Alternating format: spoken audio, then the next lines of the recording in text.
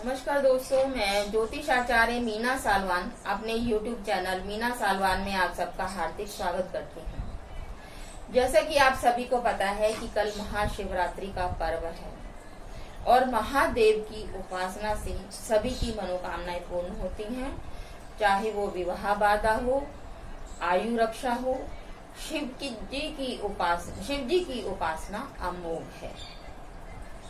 वैसे तो शिव जी की उपासना में बहुत सारी सामग्री का प्रयोग किया जाता है, लेकिन अगर आपके पास समय का अभाव है और आप सामग्री एकत्रित नहीं कर पा रहे हैं तो केवल बिल पत्र से भी आप महादेव की उपासना कर सकते हैं और उनकी पूजा कर सकते हैं।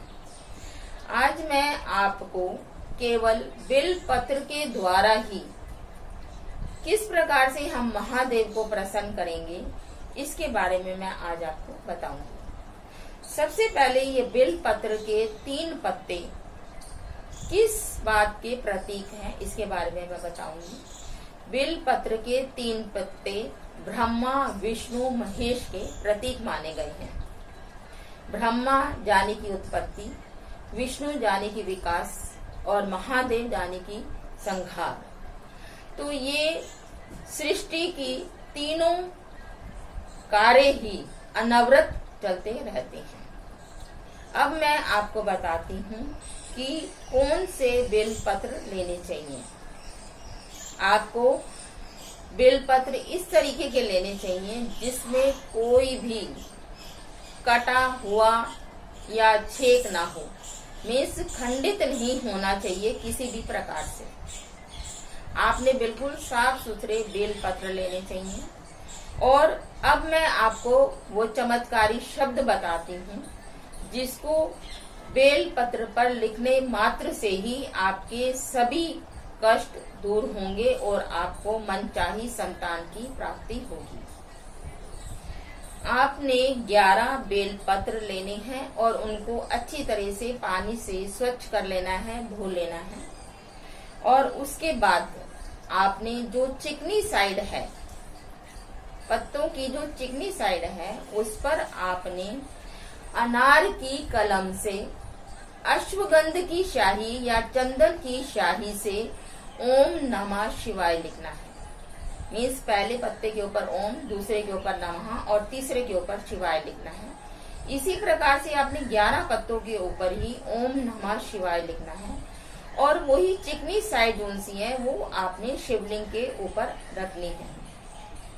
ये है पहला उपाय। और दूसरा उपाय क्या है, आपने 1 मुखी या 5 मुखी रुद्राक्ष लेना है और उसके ऊपर मोली बांधनी है और उसे आपने बेल पत्र के ऊपर रखना है और उसके बाद आपने जलाभिषेक करना है। जलाभिषेक में आपने क्या करना है, एक लोटा लेना है, स्टील का लोटा लीजिए आप, और उसमें आपने कच्चा दूध मिलाना है, जल मिलाना है और थोड़ा सा गंगा जल, थोड़ी सी शक्कर और साथ में काले तिल और गुलाब के कुछ फूल आपने उसके अंदर डालने हैं। उसी से ही आपने जलाभिषेक करना है और जलाभिषेक करते हुए आपने जिस मंत्र का उच्चारण करना है वो मैं आपको बताती हूँ। दर्शनम बिल पत्रस्य स्पर्शनम पाप नाशनम अघोर पाप संहारम बिल पत्रम शिवार्पणम। इस मंत्र का आपने उच्चारण करना है। मंत्र एक बारी मैं दोबारा दोहराती हूँ। दर्शनम बिल पत्रस्य स्पर्शनम पाप नाशनम अघोर पाप संहारस्य बिल पत्रम शिवार्पणम। इस मंत्र का आपने उच्चारण करना है। अगर आपको यह मंत्र थोड़ा मुश्किल लगता है तो आप ओम नमः शिवाय मंत्र का जाप करते हुए भी आप शिवलिंग पर अभिषेक कर सकते हैं।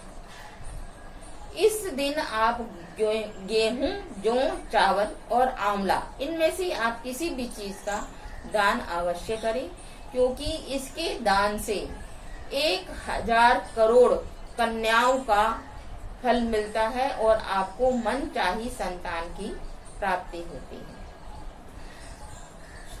दर्शकों, मैं आपको एक बात बताना चाहती हूँ कि अगर आप ज्योतिषी हैं या फिर अगर आप ज्योतिषी नहीं हैं तो आपको साधना अवश्य करनी चाहिए और इसके लिए आपको अपना समय जरूर निकालना चाहिए। 5 मिनट या 10 मिनट आप डेली साधना कीजिए और साधना के पथ पर चलकर ही आपको या आपकी सारी मनोकामनाओं की पूर्ति होगी, ऐसा मेरा विश्वास है।